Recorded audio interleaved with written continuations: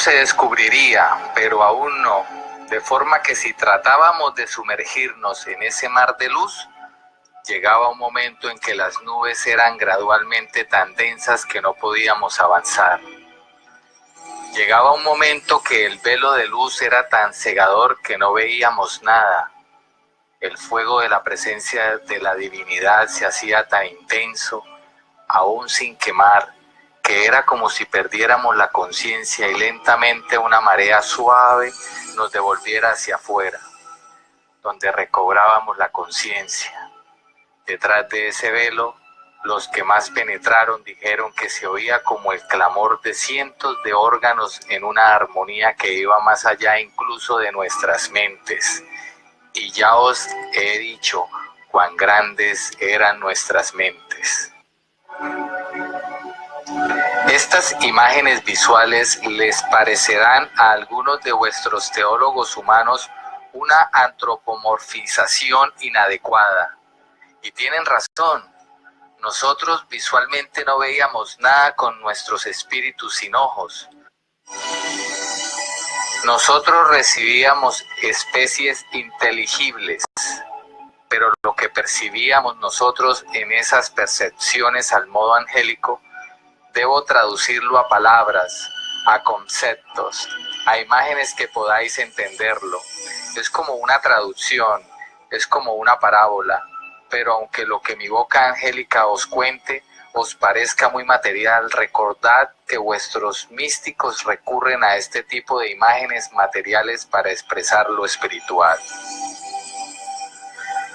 Y digo esto para que veáis lo difícil que es para mí expresaros con palabras humanas lo que nosotros percibíamos de Dios. Sí, era perfecto como una esfera grandiosa.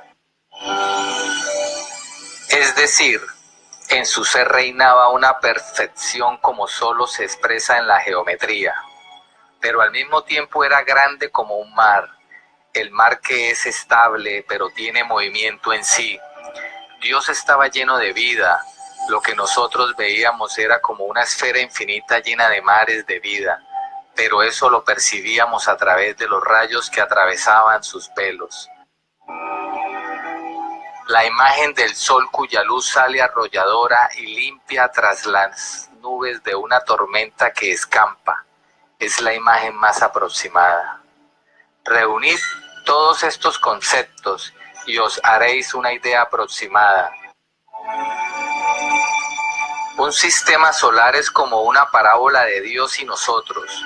El problema en esta comparación es que el sol es finito, pero recordad que nosotros veíamos la manifestación de Dios, la cual también era finita, así como la manifestación de Dios que vio Moisés también era finita, solo que la teofanía que aparecía entre nosotros era una manifestación más grandiosa que cualquiera de las que han aparecido en la historia humana. Eso era necesario, porque nosotros mismos éramos grandiosos, éramos espíritus, hechos a imagen y semejanza de Dios. La lección de Dios nos quedó clara. Sí, todo era una prueba. Debíamos esforzarnos, porque acabado el tiempo de prueba, seríamos admitidos a su presencia, y cada uno recibiría según el amor que hubiera acumulado en esta fase.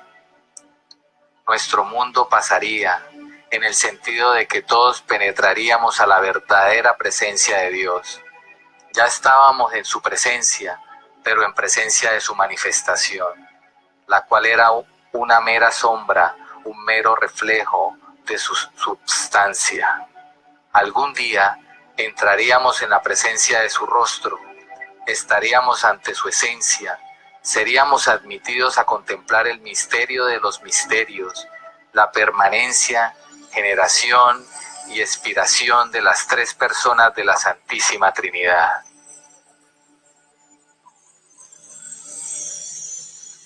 Estábamos excitados ante la esperanza, estábamos en el cielo, pero seríamos admitidos en el cielo del cielo. Estábamos ante la presencia de Dios, pero seríamos admitidos ante la verdadera presencia de Dios.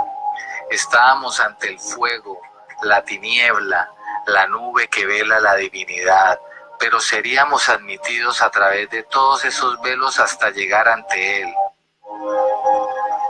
Estábamos ante Dios, pero seríamos admitidos a gozar de la Trinidad, el Padre, la Palabra, el Jalito. Todo resultaba misterioso. Dios que generaba una palabra de su boca, Dios y la palabra que expiraban un viento santo que amaba al Padre y al Hijo. Todo era misterioso. Dios nos había creado, pero no podía crear el amor. El amor debía ser nuestra respuesta. Dios no quería esclavos, quería individuos libres que le amaran como un hijo ama a su padre. Y no quería simplemente amor, deseaba que ese amor se desarrollara, deseaba que nos santificáramos. Para nuestra santificación se precisaba la libertad. Era necesario que no viéramos su rostro, pues una vez que lo contempláramos, su visión sería una fuerza tan arrolladora que ya no podríamos hacer otra cosa que amarlo.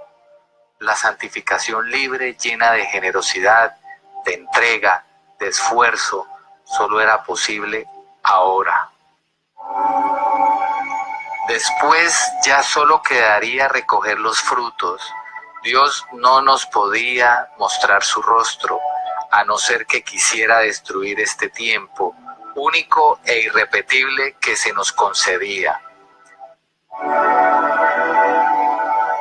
Y así, los ángeles se aplicaban a hacer cada uno sus tareas de la mejor manera posible, pues cada uno sentía una vocación. Desde nuestro interior sentíamos las mociones de la gracia. Además, cada uno tenía unas aptitudes, cada uno había recibido unas tareas dentro del inmenso entramado social que conformábamos. Pero no todo era perfecto. Algunos ángeles perdían el tiempo en meras conversaciones.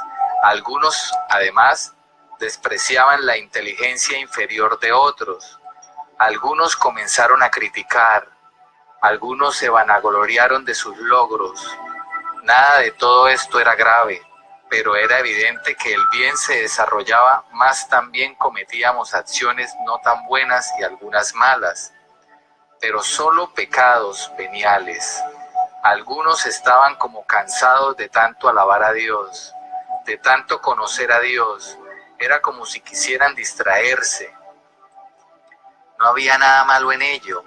Se trataba de una imperfección, pero no había maldad en ello. Aún así resultaba evidente que algunos, dentro del amor a Dios, comenzaron a desviarse. Para algunos ángeles, el mundo angélico fue convirtiéndose más en el centro de sus intereses. Para algunos el conocimiento se convirtió no en un medio que llevaba a Dios, sino en un fin en sí mismo. Nada malo había en ello, pero de la perfección algunos pasaron a la mera bondad. Unos pocos cayeron en la lujuria del conocimiento.